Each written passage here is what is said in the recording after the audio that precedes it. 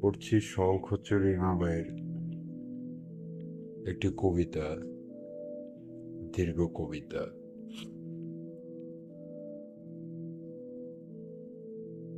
শূন্যানন্দ।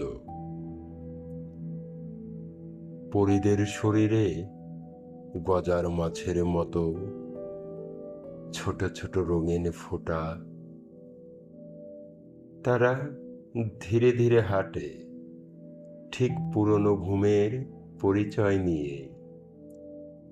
নরম রোদ, রোদ থেকে অনেক দূরে, মুহূর্ত থেকে দূরে দূরে, এমনকি প্রতিচ্ছায়াও ভেতরে থরে থরে, যেন দুপুরের বাটারফ্লাই। পিছু পিছু ছুট, শুমারিতে, চিরায়ত চাকার ঋতুতে, প্রাণ পরিবর্তনে। মানুষেরা জেনেছিল পরীরা মোমবাতির শত্রু, সরু মৃত্যুর উন্মিলন। পাহাড়ে মাছের ফসিলে তাদের প্রসারিত হাত এবং শিশুদের শস্য চিকচিক করে। হয়তো এইসব মাছেরা ছিল মনোহর মার্বেল চোখ, সমস্ত অস্তিত্ব জুড়ে ঘনীভূত মুক্তা। বস্তুত নতজানু পাহাড় গড়ার লোভে মরেছিল এই করুণ হৃদয়ের মাছ,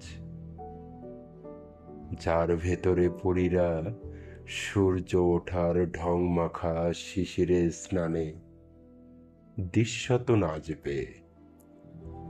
পাহাড়, পরী, মাছ, শস্যরা জীবন্ত দিনে আদতে এক হতে পারেনি। পৃথক পুড়েছে এবং ফেলে দিয়েছে, ফেলতে থাকে ধারাক্রম। অদ্ভুতভাবে, অজান্তেই, উৎসুকে উৎসুকে, এমন যে একারা একারা এসব করে যেতেই ঢের ভালোবেসে ফেলে মানুষের মতো।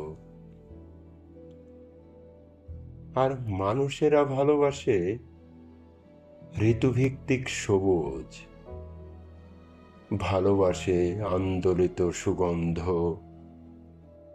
প্রবাহিত ছাতিমুখ, ঢাকনাবিহীন ব্যথা, সঞ্চিত ব্যথার দীর্ঘশ্বাস। কুয়াশার রাতে তুষের আগুনের মতো পরীরা কাছে আসে, ঠিক উজ্জ্বল ক্ষতে।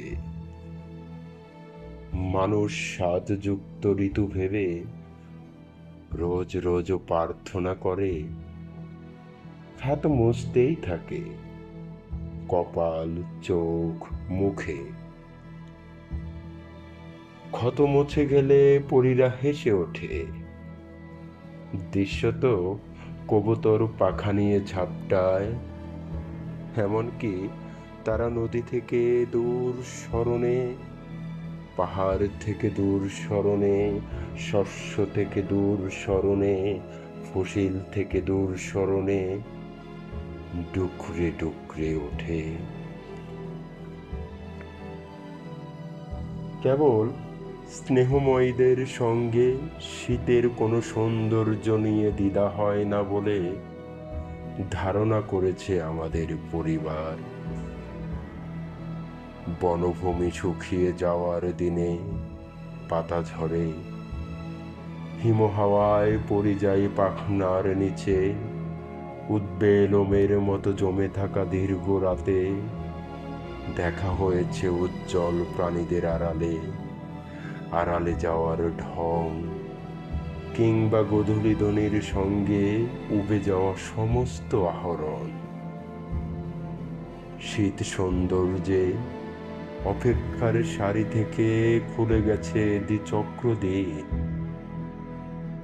পরীরাও উজ্জ্বল, যেহেতু তাদের শরীরে গজার মাছের মতো ছোট ছোট রঙিন ফোঁটা, যেন এক একটা তিল, কেবল রঙিন তিল।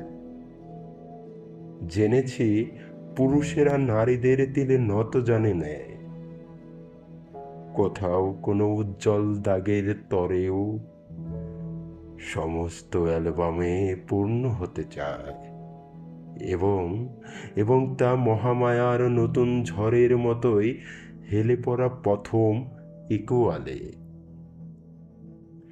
মায়ের কাছে গেলেই তিনি রান্না থেকে চ্যুত হয়ে যেতেন, ভেঙে যাওয়া গোল আয়নার দিকে তাকিয়ে তাকিয়ে দরজা অবধি উকিয়ে কি আমাকে রঙিন ফুলের কাছে নিয়ে যেতেন।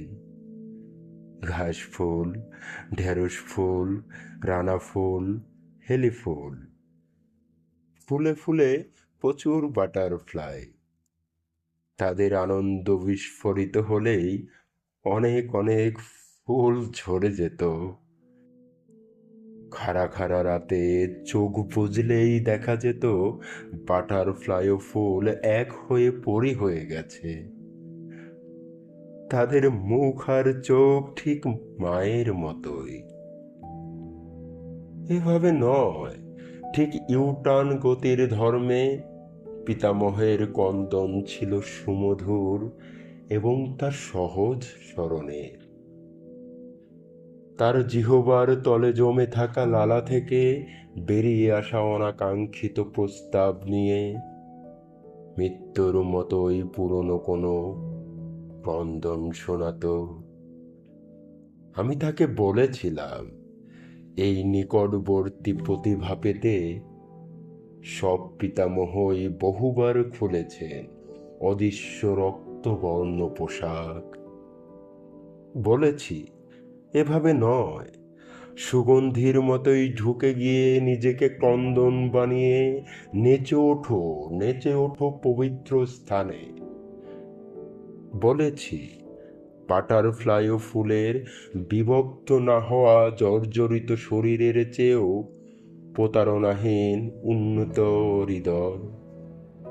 অথচ তিনি প্রতিনিয়ত আমাকে শুনিয়ে যেতেন নৌকা থেকে পালিয়ে যাওয়া, ঝলমলিয়ে ওঠা পরিদিনের স্নায়ুতন্ত্র, কিংবা সাপে কাটা রক্তের দাগ।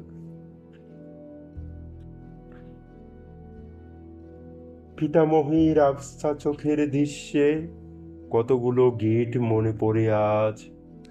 গিট থেকে বেরিয়ে যেত অস্পষ্ট ডাক, এমনকি ব্যক্তিগত পরীক্ষার জল। এই সম্পর্কের পরিপার্শ্ব থেকে প্রহর তুলে হেঁটে হেঁটে চুপ থাকা ঘাদে, কিংবা একটা বিস্মিত সাপের ফণার দিকে প্রচারিত হয়েছি বন্ধনের ভনিতায়। এও কি হতে পারে অদৃশ্য অধিবিদ্যা? সম্পর্কের স্পর্শ নিতে হলে শপথ জরুরি, এবং তা দাঁড়িয়ে দাঁড়িয়ে। কেবলমাত্র জীব যে শূন্য থেকে পরিস্ফুটিত, তাও অবজ্ঞা করার স্পর্ধা কারও কোনোদিনই রাখা উচিত নয়। যেভাবে পড়ি বাটারফ্লাইও ফুল ফল, বাটারফ্লাইও পড়ি মা, আমিও পড়ি পিতামহ, তার পড়ি আমিও পিতামহী, এবং মায়ের উকিতে আঁকা পিতার রূপ। আমাকে এখনো কোনো আদেশ করা হয়নি। আদেশে থাকে রুমালের পরিত্রাণ, পাখির মতো ক্ষুধার্ত ঠোঁট, এবং অধিক ঘুম, যেহেতু তাতে ভুল তোলা দাগ থেকে, এবং সেই সব দাগের অধিক শীর্ষ স্বপ্ন খুঁজতে খুঁজতে এখন আমি পথ ছেড়ে ঘরে উঠে মহত্ব এনেছি ঢেউয়ে। অবশ্য পরীরা ঘরে আসে না, থাকে না রুমালের পারফিউম জুড়ে।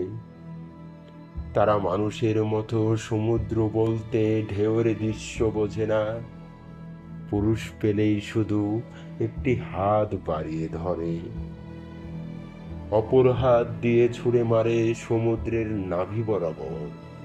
এমন দৃশ্য আপনি ভাবুন, হোকটা জিজ্ঞাসার সূত্র ধরে ছুঁড়ে মারা মানুষটা আপনি নিজে।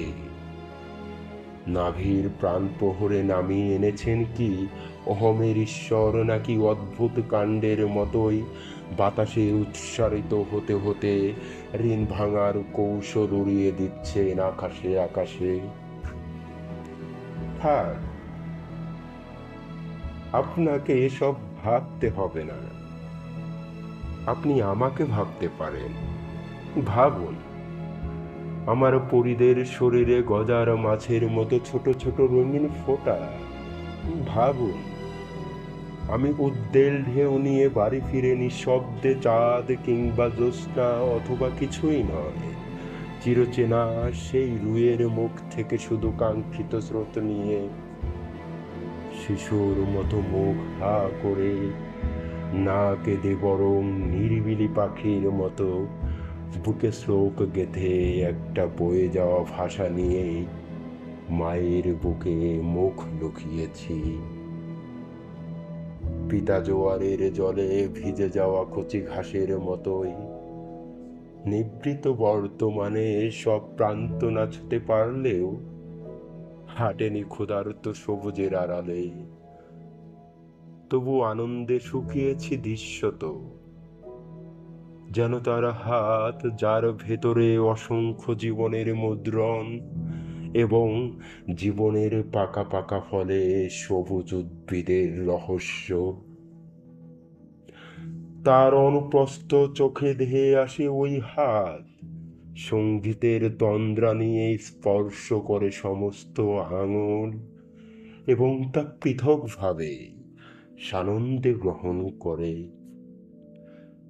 শেষ অবধি পিতাকে যেতে হলো উচ্ছ্বসিত ভঙ্গিতে, নৃত্যের আঙুলে যেতে হলো দুরন্ত অভিমানে, দৃষ্টির দিগন্তে যেখানে চাঁদ ভর্তি মুখের আলো জ্বলে ওঠে ঢের।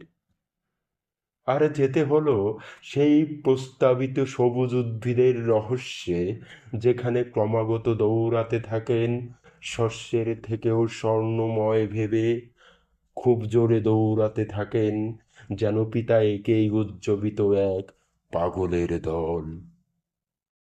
চিরায়ত গাছ দাঁড়িয়ে থাকে থেকে পিতার অধিক দৌড়িয়ে ছড়িয়ে পড়েছে নদী ও নৌকায়, ঘর ও ঘড়িতে, জীবন ও জীবিকায়, যেখানে সব পিতাও তার সন্তানের চোখ ফুঁড়ে পরি ও বাটারফ্লাইয়ের মতো আকাশের দিকে উড়ে যায় রঙিন রঙিন রূপ।